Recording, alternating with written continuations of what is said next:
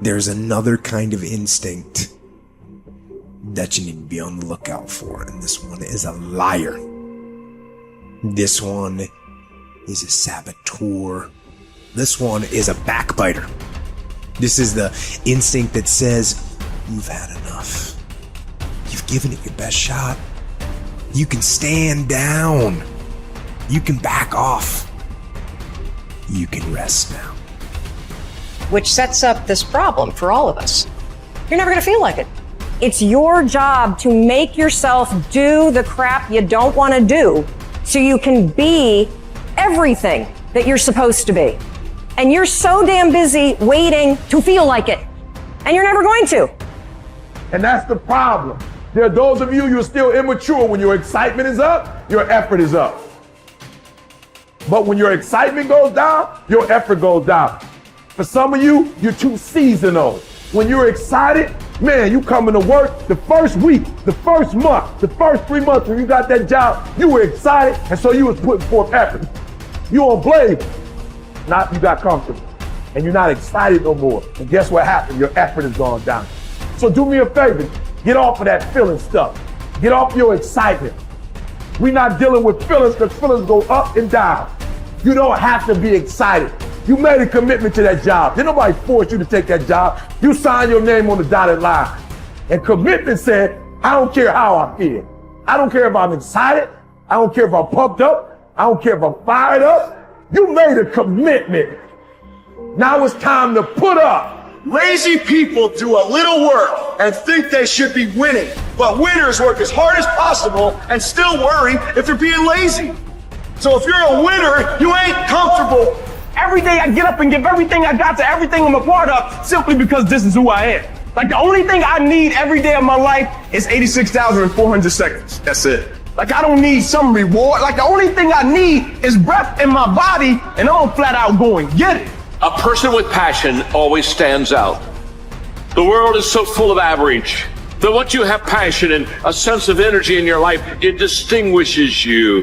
When you're passionate about something, it isn't reasonable, but you do it anyway. Passion will take you where nothing else will ever take you. It'll give you that decided edge. It'll help you to stand out. When you want to become a diamond, your whole attitude change, your whole mindset, your thinking, your relationships, the decisions that you make, how you spend your time, your energy, all of it changes. See, this is something that you can't be in this business. This business has to be in you. You take advantage of this opportunity. You let everything else go. You eat different. You study different. You practice different. You don't belong at the bottom, and it's time for you to get your butt from down there. It's time for you to stop being comfortable at the bottom. Get your butt up and get to where you're supposed to be. You are a royal priesthood. Get where you belong. Do what you're supposed to do. Live like you're supposed to live.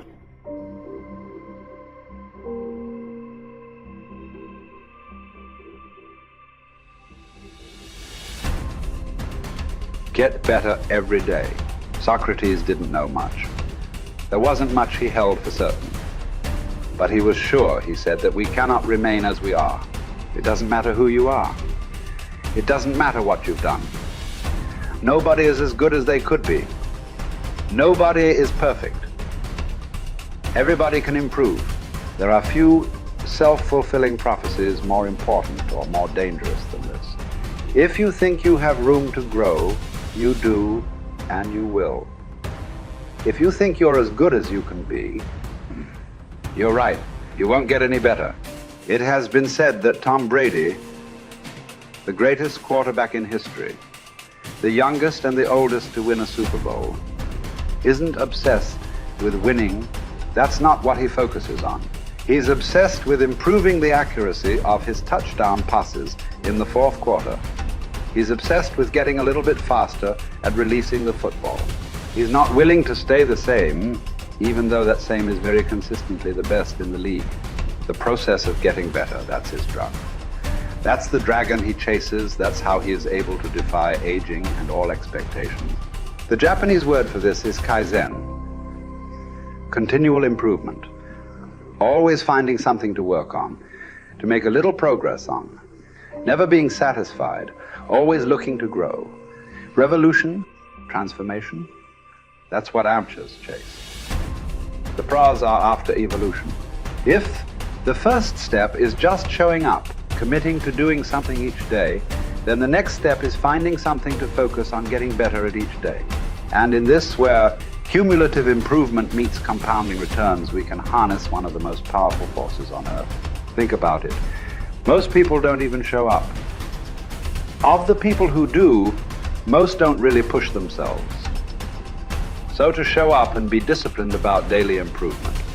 You are the rarest of the rare, and if improvement sounds difficult, how about just making fewer mistakes? This is what Gehrig's manager said about him.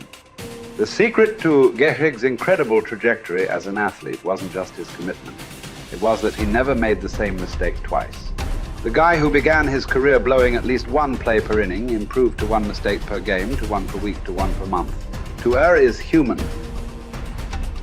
But to err is each day is to become closer to the divine. We not only hold ourselves to a standard, but we ratchet the standard up as we go.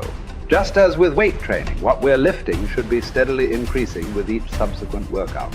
Our unwillingness to be satisfied with our performance, to be done with our progress, is what keeps us from plateauing. It drives us forward.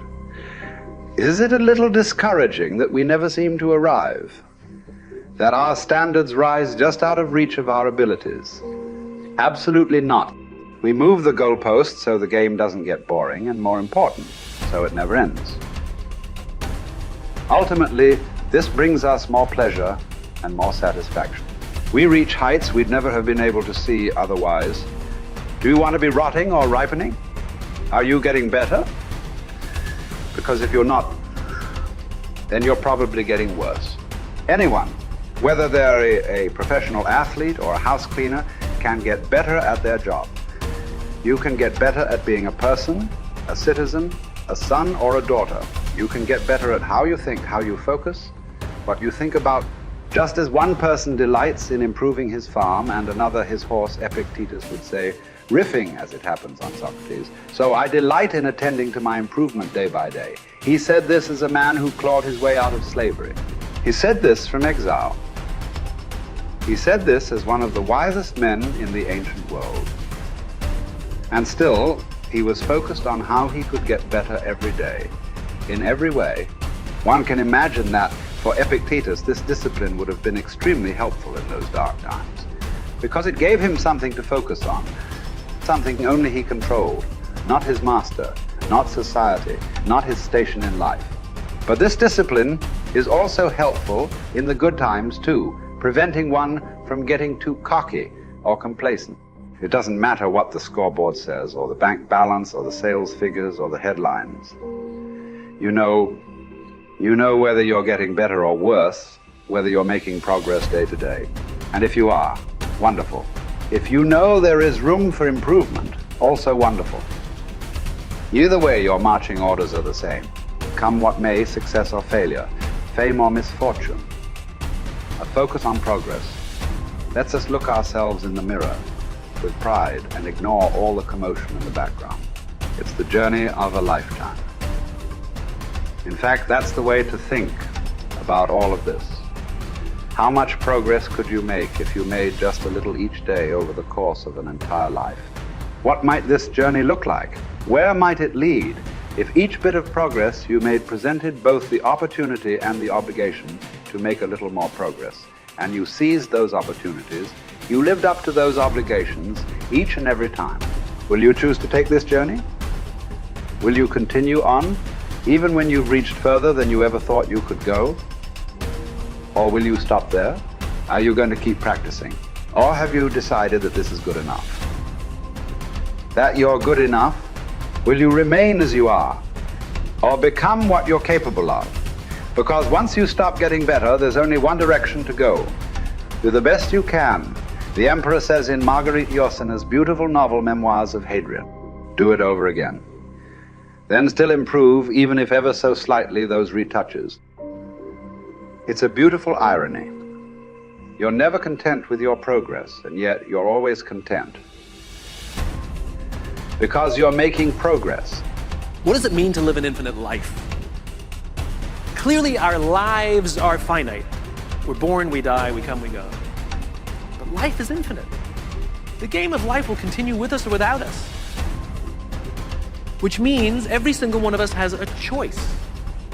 We don't get to choose the nature of the game. Life is infinite. We don't even get to choose if we want to play in the game or not. Once you're born, you're in it. We get one choice. Do you want to play with a finite mindset, or do you want to play with an infinite mindset? To play with a finite mindset means waking up every day and say, I'm going to be the best, I'm going to be better than everybody else, I'm going to accumulate more power, more responsibility, more money, whatever it is, whatever your metric is, I'm going to get more than anybody else. Me. And when you die, you take none of it with you. Or we can choose to live our lives with an infinite mindset, which means I'm going to leave this world, this school, in better shape than I found it. It means I'm going to devote my life to see that those around me rise. And we know that we're living with an infinite mindset because our obsession is seeing that we have an impact on the lives of the people around us.